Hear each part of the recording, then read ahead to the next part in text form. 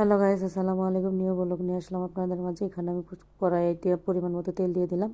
ছোটো বাটির 1 বাটি আমি পেঁয়াজ কুচি দিয়ে দিলাম, ভালো করে ভেজে নিলাম। দিয়ে দিলাম ছোট 4 চামচের 2 চামচ আদা রসুনের পেস্ট, স্বাদ মতো লবণ, হলুদের গুঁড়া 1/2 চামচ, মরিচের গুঁড়া সামান্য, দিয়ে দিলাম কাঁচা মরিচের পেস্ট, দিয়ে ভালো করে কষিয়ে নিব। এখানে দিয়ে দিলাম নতুন আলু, একটা 2টা সিম ছিল তাও দিয়ে দিলাম। আপনারা তো জানেন নতুন আলু খেতে খুবই মজা লাগে, আর কষাতেও বেশিক্ষণ লাগে না, খুব তাড়াতাড়ি সিদ্ধ হয়ে যায়। তো আমি কষিয়ে নিলাম 10 মিনিটের মতো। তো এখানে আমি টমেটোটা দিয়ে দিলাম। তো টমেটো দিয়ে মাছ রান্না করছি, দিয়ে দিলাম টমেটোটা। তো আমি ভালো করে কষিয়ে আমি ঢাকনা দিয়ে ঢেকে দিলাম পানি দিয়ে। এখন আমি ঝোলটা আমার বলক এসেছে, নাড়াচাড়া দিচ্ছি। তো রান্না হয়ে গেছে। এখন আমি মাছটা দিয়ে আমি ধনিয়া পাতা দিয়ে দিলাম।